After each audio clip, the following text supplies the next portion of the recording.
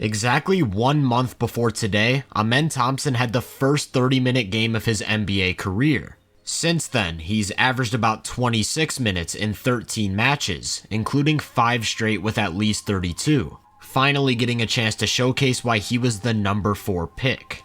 The main reason behind him being such a highly touted prospect comes down to the fact that he might be the most athletic rookie ever. If you think I'm exaggerating, just bear with me for a sec. The first thing you've got to talk about is his ability to start and stop. He's got a lightning quick first step, can pause just as quickly, and start the entire process again to blow by any defender.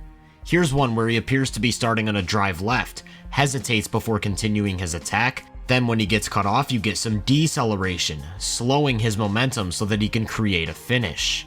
That initial burst can come from virtually any foot position to either his left or right.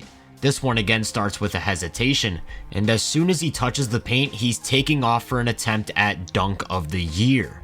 His ability to get up off the floor vertically is nothing short of ridiculous. All he needs is just an inch of room to launch from 2 feet, and he gets to the peak of his jump so fast that rim protectors can't even react. Take this play for example. He's driving right at a backpedaling shot blocker, steps to his right before taking off, and glides through the air like some modern day Michael Jordan. Here's the thing though, while a lot of guys prefer either 1 or 2 foot takeoffs, he's just as comfortable with either. And that ability to spring into a 40+ inch vertical from multiple different foot stances really helps him as a finisher. In transition, he can take off from a bit further off of 1 before showing off some amazing mid-air body control. That's a perfect segue into my next point. It's not just about how quickly or how high you can get up off the floor, but how you maintain balance and adjust to added contact. Amen's got that down as well. The starting and stopping and verticality would already be enough to make him an elite athlete, but what I think stands out most is his change of direction, which goes hand in hand with overall balance and coordination. He pairs that ability to quickly redirect himself with great length, so he really likes to attack defenders with these pound dribbles, knowing he can take some long strides to either his left or right. This one's just absurd. At first it looks like a drive left, then he stops, starts, takes a pound dribble to his right, only to quickly dart back to the left. How in the world do you even guard that? Here's that exact same move from the same game, except this time he actually does go right, then his length allows him to sneak through a small gap on his way to a layup. The only real way to react to these sharp bursts and changes of direction is to try to guess which way he's actually gonna go, and if you guess right, cutting him off, he's still a threat to finish. That's because in addition to all of these athletic tools, he's got great touch around the basket. Jakob Poeltl does literally everything right, yet he still finds an angle to score over the top. He's shooting over 67% at the rim, which, on his diet of attempts, is really impressive. And even if he does miss, good thing he's got that explosive 2-foot leaping to put it right back up. In general, he's already a pretty advanced slasher. It's not just about the finishing, but the process of actually getting there. He's very good at using misdirections to create lanes, especially when working with a head of steam in the open floor. And he's even got some counters for when his initial angle gets taken away, like this sharp spin into a tough lay with the offhand. Of course, defenses can't just sit back and watch him score in the paint whenever he wants, which means that he actually does demand some added attention when putting pressure on the rim.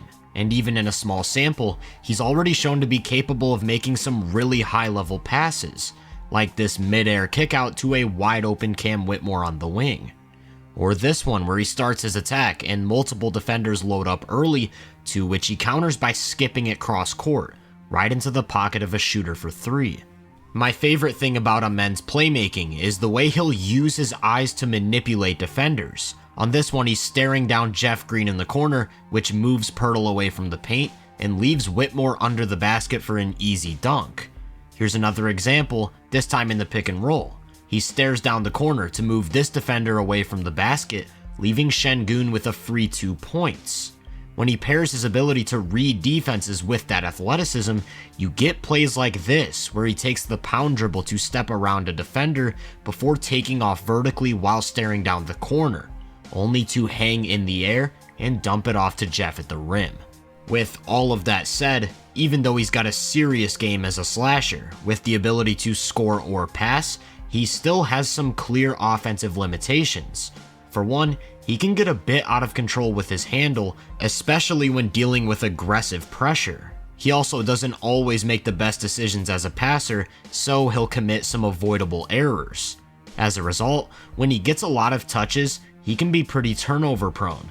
Again, looking at those last 13, he's turning the ball over 3 times every 75 possessions, which might not sound like too much, but relative to how much offense he's actually asked to create, is a decently high rate.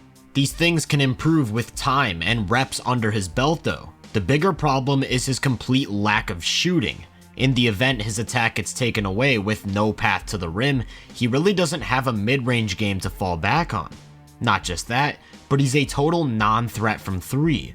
On the season, he's shooting just 15.8% from outside, and generally tries to avoid taking them as much as possible. This shows up as a pretty big limiting factor for him away from the ball. Defenses are comfortable leaving him open when he's on the perimeter, knowing that every 3 he takes is a win. That's not to say there aren't still ways for him to make an impact in these spots, primarily due to his athleticism.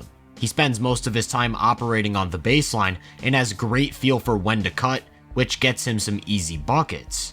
Typically when a non-shooter is spotted up in the corner, you want a rim protector on him to sort of abandon him and help at the rim. Against Amen though, that leaves room to crash the glass. I mentioned his feel for when to cut.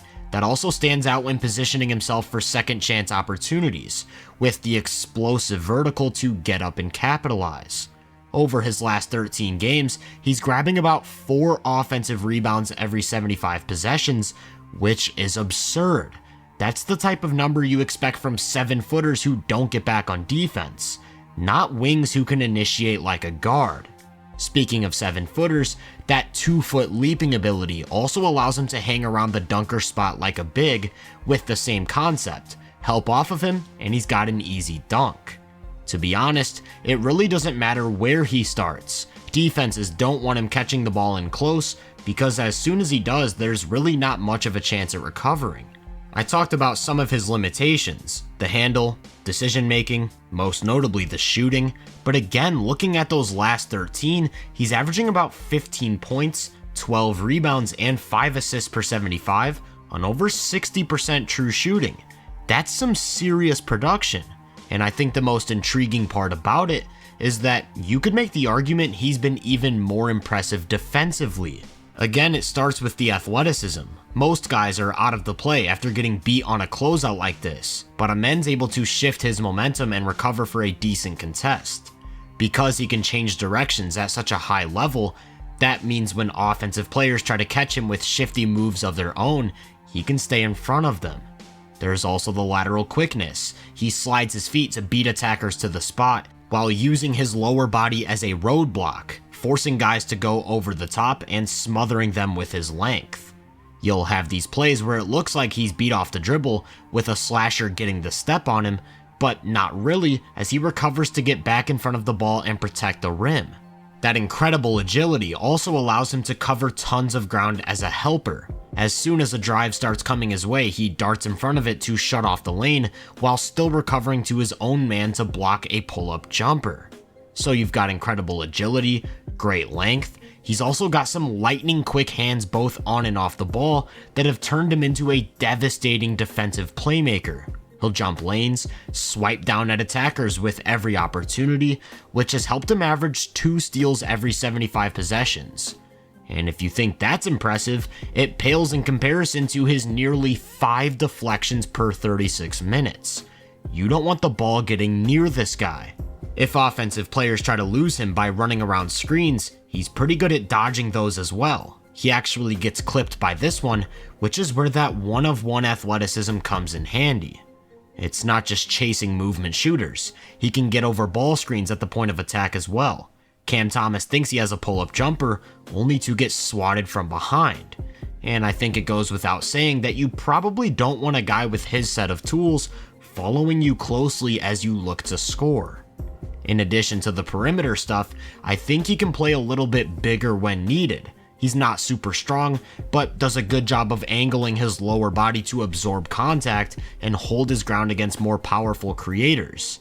And even if those guys are able to work their way in close, that springy bounce helps him offer resistance on the finish. I wouldn't say he's quite the rim protector that his brother is, but has some really nice possessions, like this one where he goes vertical to turn away Derek White before turning his body and swiping down to also take away Jaylen Brown. With that said, I think he can get a little bit too jump happy, routinely biting on up fakes with no way to recover. Which brings up a bigger issue, his lack of discipline. He plays a super aggressive style of defense, which has its benefits, but also its drawbacks. Of course, it allows him to wreak havoc and force turnovers. The downside is fouling. He can get too active with his hands, whether that's with illegal contact or reaching for an unattainable ball. And when he doesn't beat attackers to the spot, he has a tendency to try and bump them instead.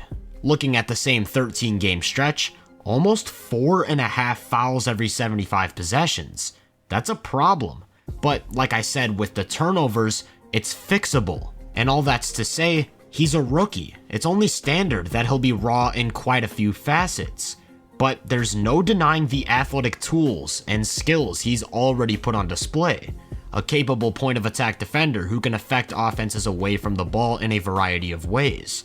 A great driver, finisher, passer, rebounder, and off-ball mover, and he just turned 21 years old.